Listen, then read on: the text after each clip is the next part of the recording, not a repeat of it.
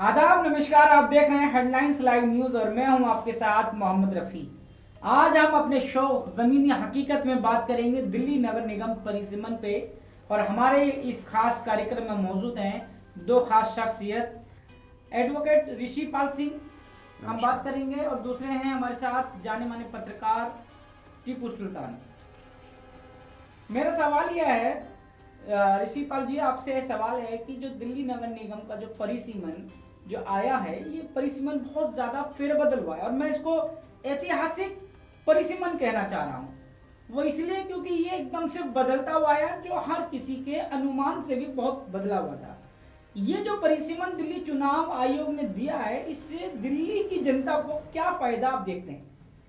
देखिए रफ़ी जी, जो परिसीमन की जो आप ऐतिहासिकता की बात कर रहे हैं, ऐतिहासिक होने की बात कर रहे हैं, तो ऐसा नहीं है कि कोई बहुत विशेष परिवर्तन किया गया हो और जो नियम जो ऑलरेडी परिसीमन के जो नियम बने हुए हैं, जो कानून बना हुआ है, उससे अलग हट के हो।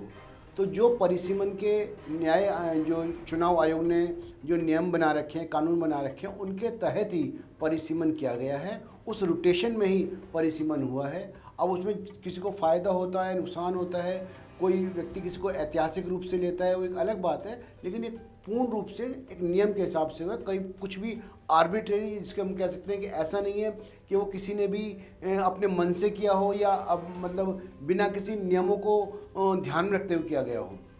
ऐतिहासिक कहने के साथ मेरा ये भी तात्पर्य था कि पूरी दिल्ली 272 जो सीटें हैं नगर निगम की, वो फेरबदल हो गई हैं और जो इकाई राजनीति है यानी कि पार्षद लेवल पे वो एकदम से हिल गई है। इसलिए मैंने इसको ऐतिहासिक कहा। मेरा सवाल है पत्रकार टीपू सुल्तान से, आप मेरी बात सुन रहे हैं? जी जी जी। मेरा सवाल ये है कि जो 272 सीटें जिसके अंदर प्रदेश अध्यक्ष भाजपा के आदेश गुप्ता तक की भी सीट बदल गई और साथ में दिल्ली के जो तीनों मेयर हैं उनकी भी सीट बदल गई है और विपक्ष के जो तीनों नेता थे उनकी भी सीटें बदल गई हैं। क्या किस नजर से आप देख रहे हैं, पत्रकारिता आप करते हैं, किस नजर से देख रहे हैं इस सारी चीजों? देखिए, जिस तरीके से परिसीमन आया, रोटेशन आया और सीटों का जिस तरीके से आरक्षित हुई सीटें, उससे तो ये नज़र आ रहा है कि जो सिविक सेंटर में जो अब जो चेहरे होंगे, जो लोग होंगे, वो कहीं ना कहीं नए होंगे। क्यों? क्योंकि पक्ष ही नहीं, विपक्ष पक्ष दोनों फंस गया है। दोनों की सीटें जो हैं, दोनों की सीटें बदल दी गई हैं, या लेडीज़ से जेंट्स हो गई हैं या जेंट्स से लेडीज़ हो गई हैं या आरक्षित हो गई हैं। तो कुल मिला के ये देखा जा रहा है कि बीजेपी के जो बड़े नेता हैं, कद्दावर नेता हैं, जो निगम में कहीं ना कहीं अपनी बड़ी भूमिका निभाते हैं, और जो विपक्ष के जो नेता थे तीनों एमसीडी के, उनकी भी सीटें जब से बदली हैं, तो ये कहीं ना कहीं अपने आप में बड़ी बात है कि जो अब सबसे बड़ा सवाल ये भी है कि ये लोग अब कौन सी सीट पे जाके चुनाव लड़ेंगे, कि क्या पता ये दूसरी सीट पे जाकर के चुनाव लड़ें। अगर ये दूसरी सीट पे चुनाव नहीं लड़ते हैं तो इससे साफ जाहिर होता है कि अब जो सिविक सेंटर में जो निगम पार्षद जाएंगे, वो कहीं ना कहीं नया चेहरा जाएंगे, नई राजनीति दिल्ली को मिलेगी, नए लोग मिलेंगे। लेकिन मैं इसी पे सवाल है कि जब नए लोग सिविक सेंटर में जाएंगे, सदन में जाएंगे, क्या वो सदन को चला पाएंगे? क्या दिल्ली के विकास को, नगर निगम के जो विकास है, दिल्ली की साफ सफाई, उसको बेहतर कर पाएंगे? देखिए, मैं आपको बता दूं कि जब निगम में आम आदमी पार्टी पहली बार आई तो उसके जो निगम पार्षद थे वो पहली बार निगम में पहुंचे।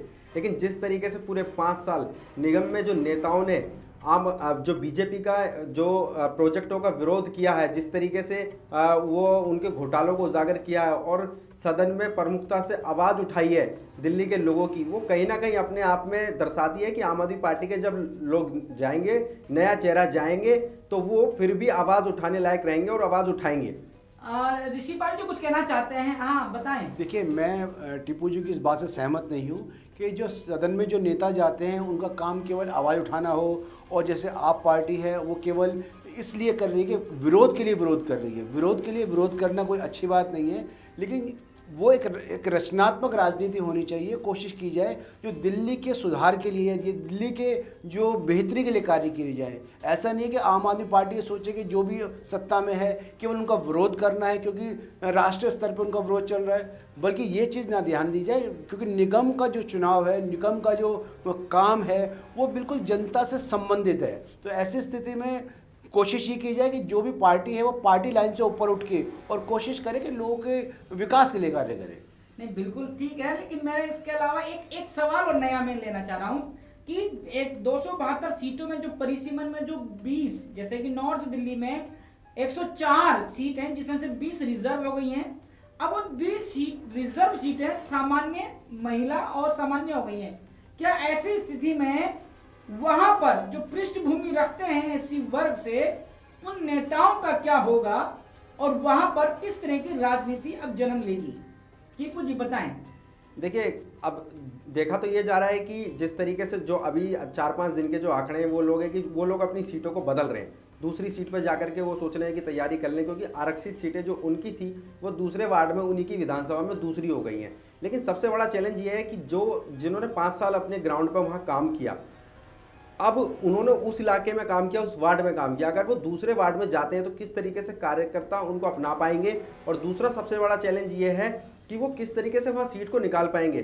क्या वो अब अपने चेहरे पे चुनाव लड़ेंगे या अरविंद केजरीवाल या आम आदमी पार्टी के चेहरे पे चुनाव लड़ेंगे, ये सबसे बड़ा सवाल है।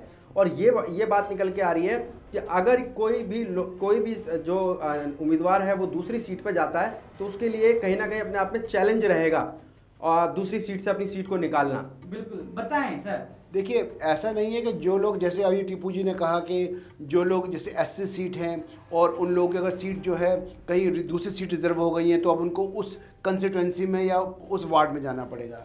तो जो लोग 80 सीट पर ऑलरेडी जो नेता या जो व्यक्ति वहाँ पे कार्य कर रहा है और उसकी पहचान जनता में है, वो जनता के लिए कार्य कर रहा है, तो वो 80 वर्ग का व्यक्ति होते हुए भी अगर वो सीट रिजर्व जनरल हो गई है तो वहाँ भी चुनाव लड़ सकता है। अगर वो लोकप्रिय है, लोग उसको पसंद करते हैं, लोगों की सेवा करता है, तो ऐसी स्थिति में जरूरत नहीं है कि वो दूसरी कंस्टिट्यूंसी में या दूसरे वार्ड में जाए और वहाँ एक नई पृष्ठभूमि देखे, नई जगह देखे और कोशिश करके वहाँ जाके वो चुनाव लड़े। वो वहाँ पर मैं आपको रोकना चाह रहा हूँ, मेरा एक सवाल है आप दोनों से ही। सवाल ये है कि क्या जहां 20 सीटें नॉर्थ दिल्ली में जब रिजर्व कर दी गई हैं अब, और जो पुरानी रिजर्व 20 सीटें थी वो जनरल सामान्य महिला हो गई है, क्या पार्टी उन जगहों से भी ऐसी पृष्ठभूमि वाले नेताओं को क्या दावेदारी करके प्रत्याशी बनाने का मौका देगी? देखिए, जहाँ तक का मुझे लगता है कि पार्टी कोशिश ये करेगी कि जो कि ये इस बात का परिसीमन जो एक बहुत चेंज लेके आया है, तो पार्टी भी नए चेहरों को लाने की कोशिश करेगी, क्योंकि जो बीजेपी है वो भी काफ़ी समय से निगम के अंदर है, वो जो नेता वो काफ़ी समय से, तो एक एंटी इनकम्बेंसी जो आ जाती है उसको भी दूर करने के लिए पार्टी कोशिश करेगी। नए चेहरे जो हैं उनको मौका दिया जाए, नई पार्टी उनके साथ। बीजेपी के लिए भी चैलेंज है कि आप पार्टी के साथ वो बिल्कुल सामने सामने उनकी टक्कर है, तो ऐसी स्थिति में दोनों पार्टी कोशिश करेंगी कि नए चेहरे आएँ और नए जोश के साथ जो इलेक्शन लड़ा जाए। दीपू जी आप बताएं।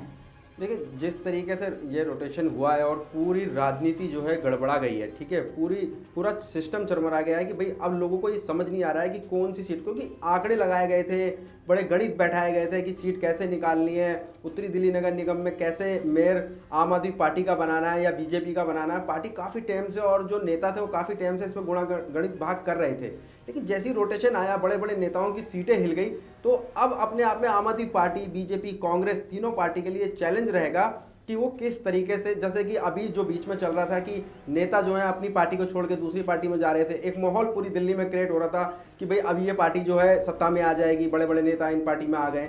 लेकिन जिस तरीके से सीट का रोटेशन हुआ है उस हिसाब से तो कहीं ना कहीं उनकी सीट तो हिल गई, वो अपनी सीट के ही खुद नहीं रहे। वो अपनी, अगर वो जीतते उस पार्टी के साथ जाते, लेकिन अब तो वो खुद अपनी उस सीट से जीत नहीं सकते। क्यों? क्योंकि उस सीट का रोटेशन हो गया और रोटेशन होने के बाद वो सीट बदल गई। तो अपने आप में कहीं ना कहीं तीनों पार्टी के लिए बड़ा चैलेंज रहेगा कि किस तरीके से सत्ता में बने रहें और सत्ता में तीनों निगम को जीत कर आएं। जी बताएं सर। एक तो मैं इस बात में एक चीज़ और ऐड करना चाहूँगा कि मुझे ऐसा लगता नहीं कि दिल्ली के अंदर कांग्रेस पार्टी जो है, आप अगर 3 पार्टी में उसका त्रिकोणीय मुकाबला कहें तो कांग्रेस पार्टी कहीं भी इस मुकाबले में है। ये पूर्ण रूप से मुकाबला बीजेपी और आप पार्टी के बीच में रहेगा। मैं नहीं देखता निजी तौर पर कि कांग्रेस कहीं भी इस मुकाबले में है। जी बताएं। देखिए, मैं सर की बात काटते हुए एक बात ये कहना चाहूँगा कि कांग्रेस कल भी मुकाबले में थी, कांग्रेस आज भी मुकाबले में है। जब अभी उपचुनाव हुए तो उसमें एक सीट थी मुस्लिम बहुल सीट, पूरी दिल्ली में एक मैसेज गया था कि मुस्लिम बहुल सीट पे कांग्रेस जीत करके आई। अगर 5 सीटों पे चुनाव हुए तो 4 सीट जो थी आम आदमी पार्टी जीती और 1 सीट जो थी वो कांग्रेस जीती और बीजेपी एक भी सीट नहीं जीती। तो ऐसे में ये कहना मुझे लगता है अतिशयोक्ति होगी कि कांग्रेस कहीं टक्कर में ही नहीं है। कांग्रेस बहुत टक्कर में है। लोगों ने जिस तरीके से उपचुनाव हुए, जो मुस्लिम वोट बैंक था, जिस तरीके से उसने अपना रुख जो कांग्रेस की तरफ मोड़ा, वो कहीं ना कहीं अपने आप में एक मैसेज देने वाला था। तो कांग्रेस, आम आदमी पार्टी और बीजेपी तीनों में कहीं ना कहीं अपने आप में फाइट नजर आएगी और आम आदमी पार्टी की जो ये जो निर्णायक भूमिका के जो रिजल्ट होंगे ये बहुत ही दिल्ली को अलग ही मैसेज देंगे। बिल्कुल, हमने भी देखा था कि जो अभी से एक उपचुनाव हुए हैं, 5 सीटों पे उपचुनाव हुए हैं, वो कहीं ना कहीं नगर निगम चुनाव पे सेमीफाइनल के तौर पे देखा गया था। नहीं, मैं आपकी बातों को काटना चाहूँगा। देखिए, जो मुस्लिम वोटर दिल्ली में है वो ऐसी निर्णायक भूमिका में नहीं है कि अगर मान लीजिए कुछ सीटें अगर मान लो जैसे तैसे करके अगर कांग्रेस ले भी जाती है वार्ड उसके अंदर निगम चुनाव में, तो किसी भी जो ईस्ट एमसीडी है, नॉर्थ एमसीडी है या साउथ एमसीडी है, उनमें कांग्रेस का कोई मेयर बन जाएगा। तो ऐसी स्थिति में ये तो अतिशयोक्ति होगा कि मान लीजिए 1 सीट या 2 सीट निकाल के ले जाते हैं, लेकिन मैं बिल्कुल नहीं देखता कि कांग्रेस पार्टी जो है वो किसी भी एमसीडी में पावर में आएगी। नहीं, लेकिन उपचुनाव में तो ये देखने को मिला है और दिल्ली की जनता ने दिखाया है कि जहां भाजपा शासित नगर निगम है 15 साल से, वहां पर एक भी सीट भाजपा नहीं निकाल पाई और साथ में जहां कांग्रेस की गिनती नहीं की जा रही थी वहां पर एक सीट कांग्रेस ने निकाल कर ही दिखाया है दिल्ली की जनता को कि हम भी हैं मैदान में। तो आज की इस चर्चा को आज हम यही खत्म करते हैं। आज की इस चर्चा में मेरे साथ जुड़े रहने के लिए शुक्रिया।